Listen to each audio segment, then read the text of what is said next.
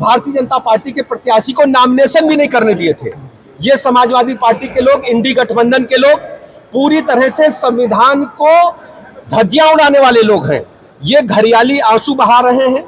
ये संभावित हार को देख करके केवल जनता में मुंह छिपाने लायक माहौल तैयार कर रहे हैं।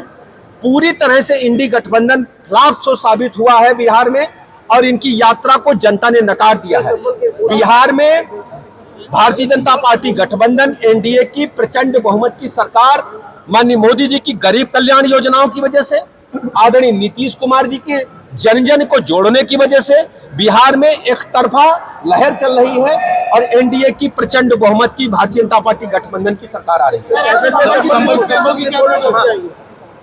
देखिए, संभल की रिपोर्ट के बारे में मैंने आपसे समय समय पर चर्चा की है। जब कैबिनेट में पूरी रिपोर्ट आ जाएगी उसके बाद ही हम उस रिपोर्ट के बारे में चर्चा करेंगे। लेकिन संभल में जिस ढंग से आजादी से पहले, आजादी के बाद केवल तुष्टीकरण की पॉलिटिक्स कांग्रेस और समाजवादी पार्टी ने की है, जो हिंदू समाज है अपने आप को आहत महसूस करता है, और डेमोग्राफी में पूरी तरह से परिवर्तन लाने का असफल प्रयास लगातार समाजवादी पार्टी के लोग कर रहे हैं। ठीक प्रस्तुत किया है, लेकिन जिस विषय पर आप चर्चा कर रहे हैं वो ऐसा विषय है जिसके लिए माननीय मुख्यमंत्री जी सदैव हमेशा चिंतित रहे, सचेत करते रहे, और उन्होंने गंभीर चिंता व्यक्त की है।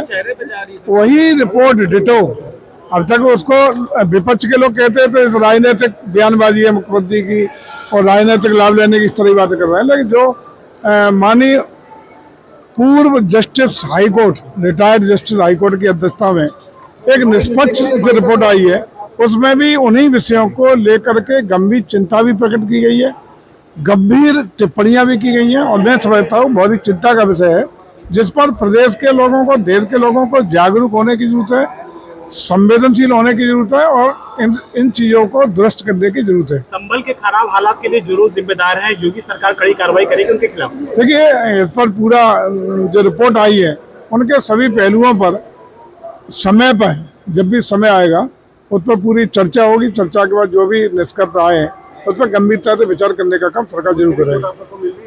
आज रिपोर्ट पेश हो जाएगी, ये माना जाए? नहीं, अभी ये नहीं कह सकते। अब तो आप देखिए, इंतजार करिए, कैबिनेट का इंतजार करिए। हाँ, उसके बाद चर्चा करेंगे।